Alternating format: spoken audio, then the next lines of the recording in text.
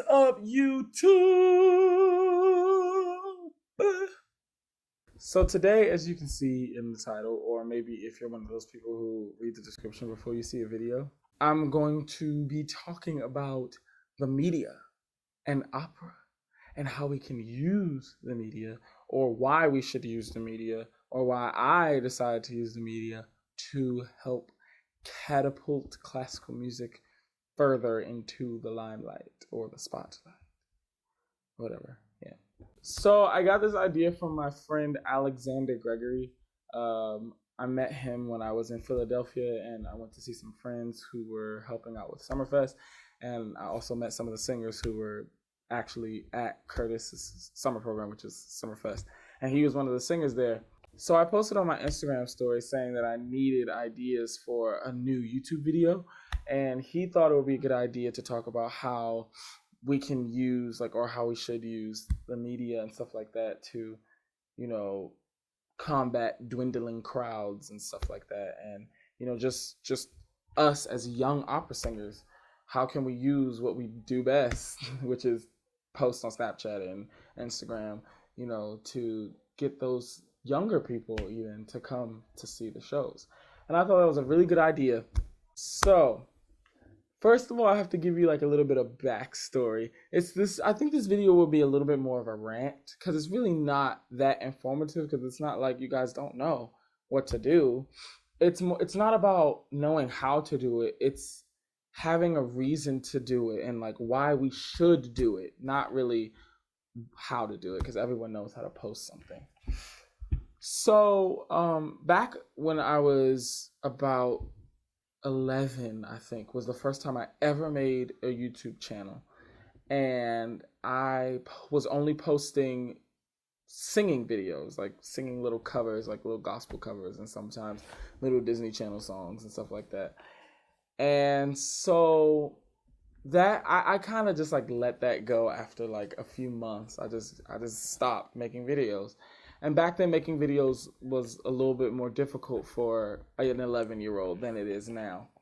A few years later, not a few, yeah, a few. When I was 13, I made another YouTube channel, and I was like, I'm only gonna sing like gospel songs and stuff like that. So that's what I did, and it didn't last very long. That didn't last very long either. I posted a few things. So then my senior year comes, and I decide to make a new YouTube channel.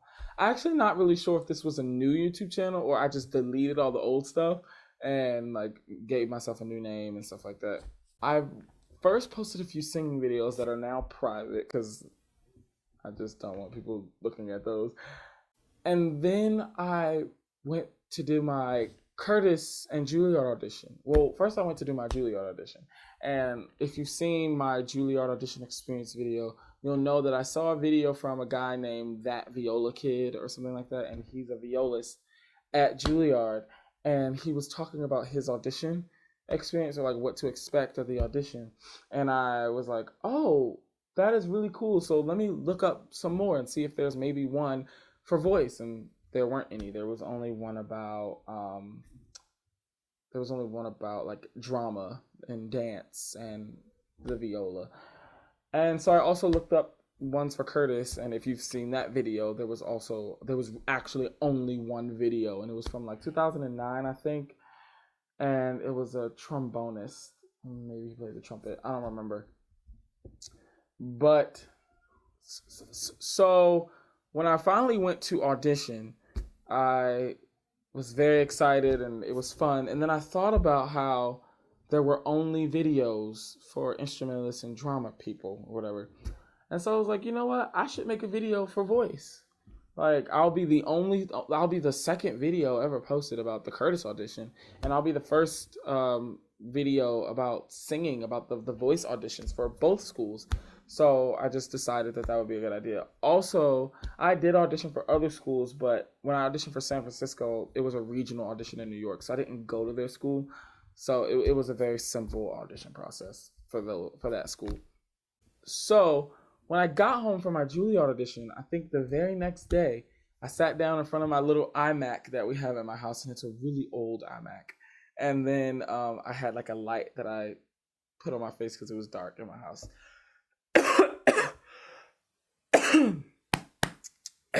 I just started talking in front of the camera and, did my thing. And the same thing happened with Curtis. I went home and just recorded a video. And slowly but surely, I posted those things on Facebook. My main goal, to be honest, was just so all of my friends and family, mostly my family, that couldn't be at the audition with me, could really, I guess, get like a secondhand experience of what was going through my head, I guess. I don't know. So I posted on my Facebook page both videos for all of my Facebook friends to see. Sorry. I posted those videos on Facebook for my family and my friends, but eventually I started noticing that the views started like coming in. And I don't mean like going viral, because it didn't go viral. But I mean like views started coming in. I started getting comments. And I thought it was going to be like comments from my friends and family from Facebook going like, oh, congratulations, I'm so happy for you, can't wait to find out if you get in or not, or something like that. But there were comments from people, like students, they were like, oh my gosh, thank you so much for posting this. I plan to audition in a few years and something like that. And this was very helpful. And I was like, oh. And once I finally went to Curtis, views just really started coming in. And like my Curtis video really started, like, because there's nothing, you really can't find anything about Curtis on like the internet, like about the audition process and like what it really is like to go there. So no one really knows. But there are so many promotional videos about like Juilliard and Boston Conservatory, about all these other schools. And so you kind of really, well, you don't really know, but you can get at least some sort of sense of what it's like to be there in some way. So I say all of this to say, I found a need and I met that need, and that's kind of what happened. And that's what inventors say. They say that when they were thinking about when they came up with whatever it was that they came up with, it was because they saw a need in whatever field it was that they were working in, and they met that need. And now you have cell phones. Now we have cars. So that's basically what I did. I say all of that to go into like this kind of next little part. This is kind of like the ranty part. There were a lot of people who really appreciated the videos that I posted, but there were also not a lot, but there were people who didn't really appreciate the fact that I was posting on YouTube. I think people mostly had a problem with me posting videos because they probably felt like I was trying to be like, oh, look at me, I got into Juilliard, or oh, look at me, I got into Curtis. But truly, that was not in any way, shape, or form the goal. I mean, to be honest, at the time, I didn't even know if I got in or not. Once I got to school and like I started like going to New York and I met more people and I started getting more views and more messages, that's when I really saw that there were people who kind of were just like, maybe you shouldn't post videos on YouTube because like, it's just kind of weird, or like that's not what people do. Like, I think people were so hung up on like, because these are some pretty like prestigious schools, I think that people were kind of like, oh, it should stay a secret. You know what? I don't even really know what the real reason why people didn't like the fact that I was posting videos, but it is what it is. And at first, I really kind of let that discourage me, and I was just like, I'm not gonna post videos. But eventually, I just was like, you know what? Forget it, because I love making videos. I really do. I love editing. I love the filming process. I really do. Sometimes it's a little tiring. But to be honest, I love doing it, and I love the fact, like my favorite part about being a YouTuber, and it's not, I'm not trying to be like arrogant or anything, but my favorite part and the thing that really keeps me going is the fact that it's like when people message me and they're like, oh my gosh, your videos were so helpful. And it's not like I'm trying to be like, oh my gosh, I'm famous, because it's not true. And it's not like people are saying like, oh my gosh, you're an amazing singer or anything. They're just telling me basically, what you're doing is like not in vain. It's not like a waste of time. You're actually helping people, and that's really what I care about. That's truly what I care about, because I mean that's what I post the videos for, to help people who were like me. I was in high school and I had no access to any type of resources outside of Suitland, Maryland, because that's where my high school was. And those were the only like classical singers or classical musicians that I knew in Maryland, really. So I didn't have friends that went to like conservatories that could answer my questions about like auditioning for Juilliard and Curtis. Like I knew nothing about auditioning for schools or like for finding a teacher. Like I didn't know anything about I didn't know any of these teachers' names. Like I didn't know anything. And I feel like it made the process just a little bit rough because I wasn't educated. I didn't know. And my goal really is to hopefully make someone else's journey just a little bit easier if I can give them any information that they probably didn't know before. But that's one of the reasons why I like to make videos and do what I do. Um, but another reason is from like past guilt and like shame, I guess you could say. When I first started singing classical music in my high school, we had a performing arts program. It was a public high school. It was very ghetto, but I thought it was like not it wasn't cool to like sing opera. So I would tell people that, yeah, we only do it in school, and like I just do it so I can get voice lessons so that I can be better like in other parts of my voice, because being classically trained really did help me in terms of in every aspect of my singing, gospel, whatever. I mean, I really only sang gospel other than classical music, but yeah, it helped me. It just helped my voice grow, period. So I would just tell people like, oh no, I'm just doing it so I can get the voice lessons, and then yeah, I don't like really like singing opera, which to be completely honest, kind of was true. But eventually, once I really did start liking it, like junior year, I was very ashamed, and any opportunity that I had to sing like opera, like at my church or something like that, I would be so embarrassed and like ashamed, and I would just be like, no. Like my mom would try to force me to do it because she's just like, it's just beautiful. It's just a beautiful art form, and I think that the people at our church should know about it. And I'm just kind of like, no, I'm embarrassed. I don't want to sing in front of people singing opera. That's stupid. They're not gonna like it. They think opera's stupid. But people at my church now are kind of like mini opera fans, and I'm not trying to be like, oh, and that's all because of me, but because eventually I started like getting out of my comfort zone and started pushing myself to help people experience something new.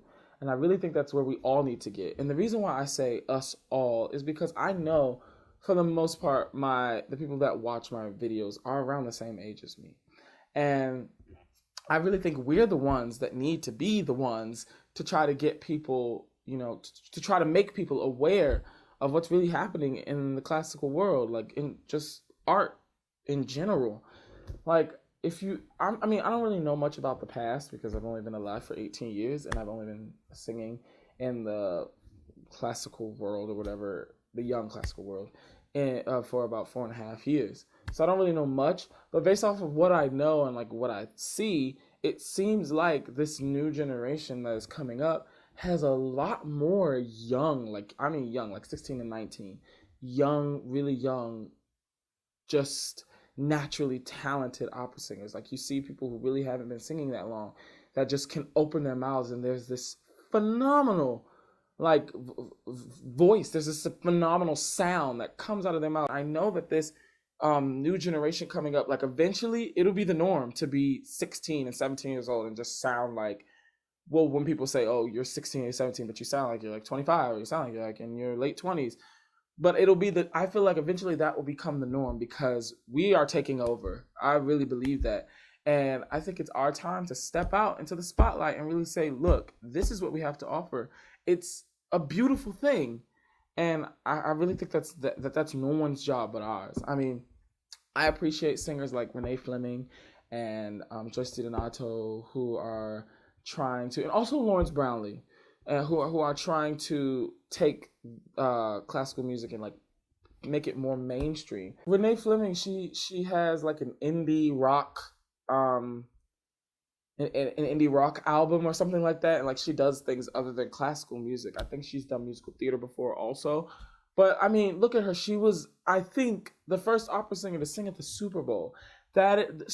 So many people in America watched the Super Bowl, and I'm sure that there were some people who it was their first time hearing an opera singer. And I think that is so amazing. I think that is so amazing, and I'm constantly hoping that there are opportunities now for me to sing for people who really aren't like just today. Like just today, I kind of have on this dress shirt. Like if you know me, you know I don't dress up, so I definitely wouldn't dress up for a YouTube video.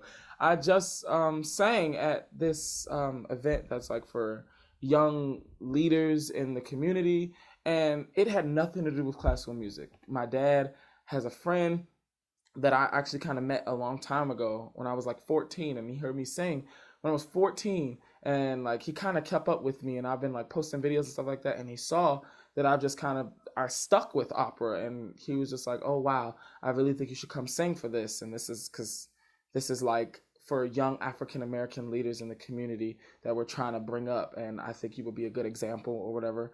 So that's what I did today. I went and I sang Give Me Jesus by Moses Hogan, and there were people there that were just like, I've never heard an opera singer before, and that is so amazing that my first opera singer is this young African American 18-year-old singer that's from right here in Maryland.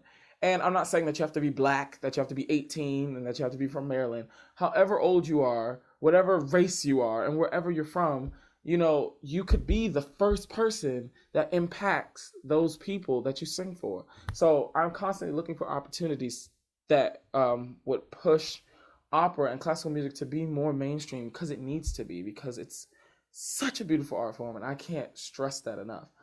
So my main goal is to inform people like my age, you know, of where I am, and also people who aren't my age who don't really know anything about classical music. Because I mean, I can't really inform 30-year-olds because they kind of already they're past what I've done.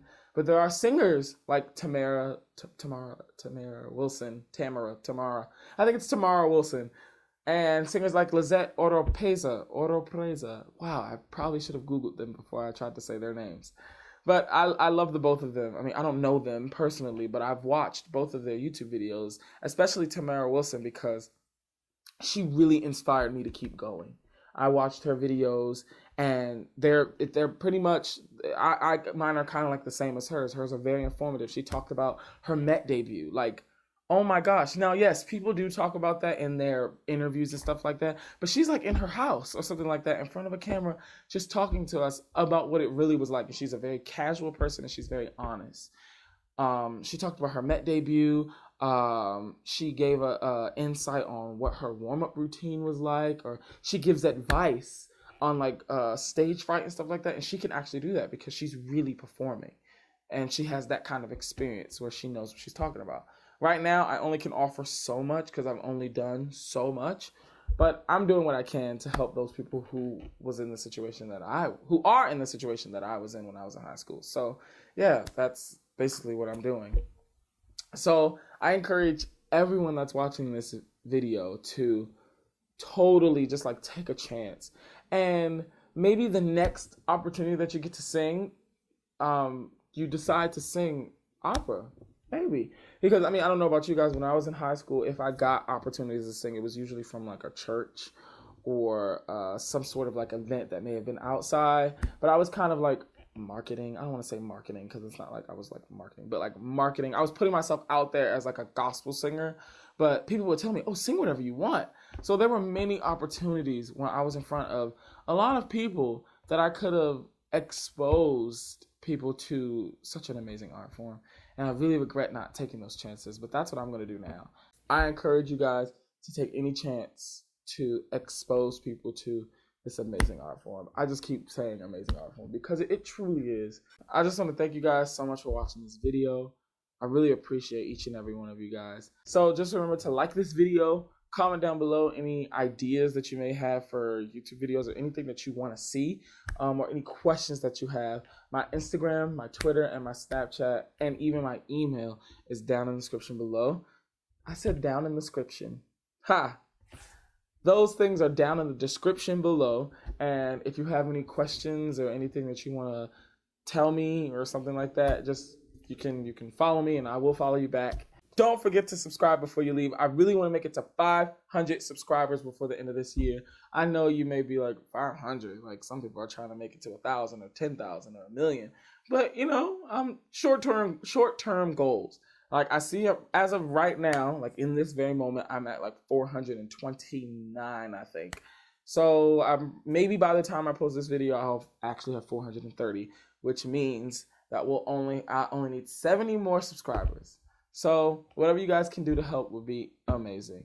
Also, you can go to my channel and press the notification bell so that way you'll be notified anytime I post a video, because it probably won't be that like consecutive or very consistent because, I'm getting ready to start school. So thank you guys so much for watching this video. I really, really, really appreciate you guys.